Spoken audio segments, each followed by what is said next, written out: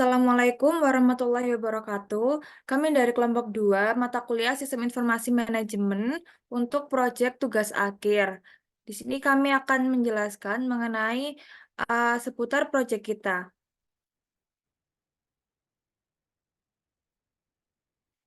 Sebelumnya perkenalkan, nama saya Citra Wahyuningati dengan NPM 22 1032 010128. Lalu saya Nugraha Rindra Saputra dengan NPM 220 320 10 9. Saya Mia Oktaviana dengan NPM 220320101127. Saya Abelia Dwi Juwita dengan NPM 220320101140. Saya Mbak Saputra dengan NPM 220 320 10 218.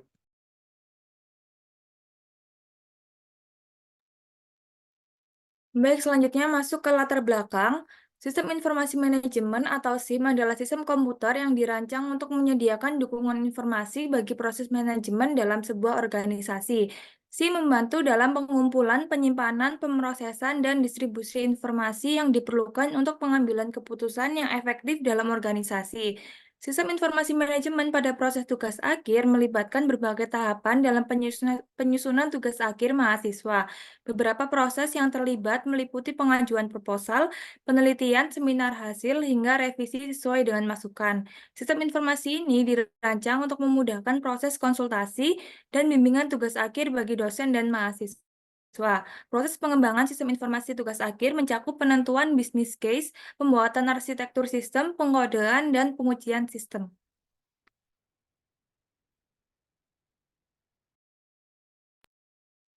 Kemudian dalam sistem manajemen tugas akhir terdapat entitas. Yang pertama ada mahasiswa, yaitu berisi data pribadi mahasiswa, nama, NPM, email, dan informasi tugas akhir yang dikerjakan atau berupa judul. Kemudian entitas kedua yaitu dosen pembimbing, yang berisi data dosen pembimbing tugas akhir mahasiswa dan informasi jadwal konsultasi. Ketiga yaitu tugas akhir yang berisi informasi tentang judul tugas akhir, deskripsi, dan status tugas akhir. Yang keempat yaitu jadwal konsultasi yang berisi jadwal mahasiswa dan dosen pembimbing.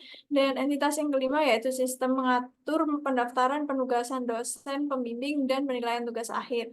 Dan ada notasi yang pertama yaitu proses, yaitu representasi aktivitas atau operasi yang dilakukan pada data. Kemudian storage yang menunjukkan tempat penyimpanan data, dan juga external entity yang merepresentasi dari entitas eksternal yang berinteraksi dengan sistem. Next. Terdapat elemen penyusun yang pertama yaitu antarmuka pengguna. Berisi tempat di mana mahasiswa dan dosen pembimbing dapat berinteraksi dengan sistem. Yang kedua yaitu menampilkan informasi tentang tugas akhir, jadwal konsultasi, dan status tugas. Kemudian ada elemen yang kedua yaitu basis data yang berisi tempat penyimpanan data mahasiswa, dosen pembimbing, tugas akhir, dan jadwal konsultasi. Kemudian memungkinkan pengelolaan dan akses data secara efisien. Dan elemen yang ketiga yaitu sistem notifikasi, memberikan pemberitahuan kepada mahasiswa dan dosen pembimbing tentang perubahan status tugas, jadwal konsultasi, atau informasi penting lainnya.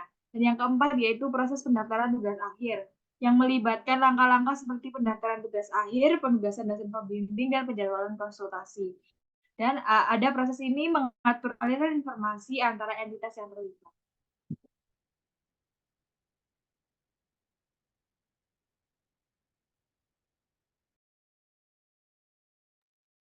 Nah, di sini ada data flow diagram dari sistem informasi manajemen tugas akhir, di mana terdapat nama entitas, yaitu ada Koprodi, dosen pembimbing, koordinator tugas akhir, lalu dosen wali, dosen penguji, dan mahasiswa. Dari entitas tersebut dihubungkan dengan 9 proses pada sistem informasi yang ada. Next.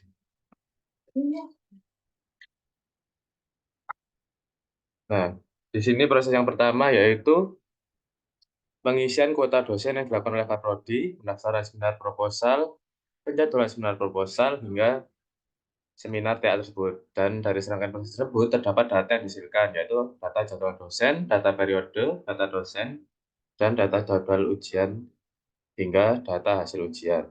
Adapun proses yang perlu dilalui oleh mahasiswa mulai dari awal hingga akhir yaitu mahasiswa input proposal TA pada web pendaftaran seminar proposal. Setelah itu disetujui oleh koordinator TA, koordinator akan mengeluarkan form bimbingan pada mahasiswa dan cetak SK untuk dosen pembimbing.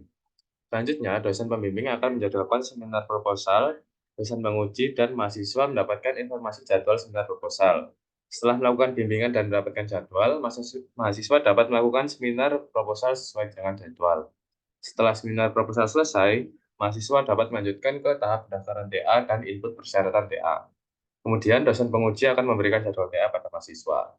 Setelah itu, mahasiswa dapat melakukan seminar TA bersama dengan dosen penguji, dosen wali, dan dosen pembimbing. Next.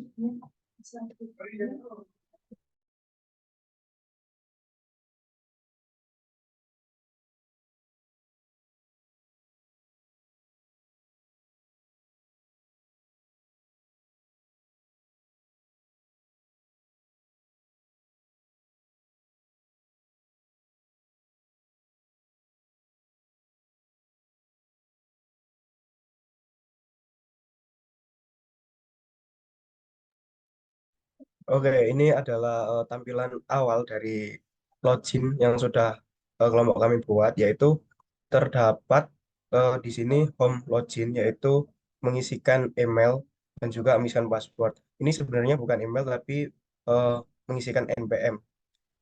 Lalu ada menu ke login. Oke, lalu selanjutnya ada tampilan indeks. Untuk tampilan indeks sendiri itu seperti ini.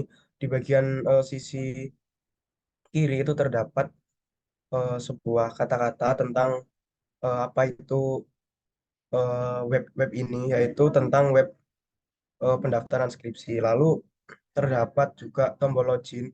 Tombol login ini berguna untuk masuk ke dalam dashboard pada web ini. Lalu juga ada syarat ketentuan. Jadi kalau misalkan diklik syarat dan ketentuan, maka akan muncul halaman yang terdapat saran dan juga ketentuan untuk mengikuti skripsi.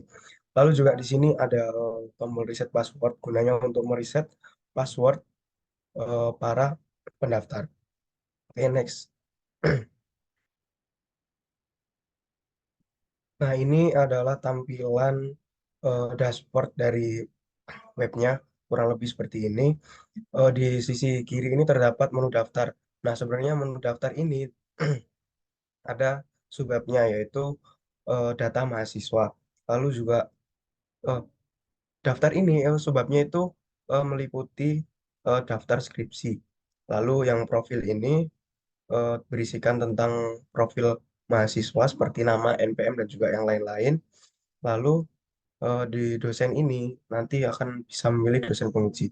Lalu terdapat juga tombol logout untuk keluar dari dashboard. Oke, next. Nah, ini adalah halaman untuk eh, syarat skripsi.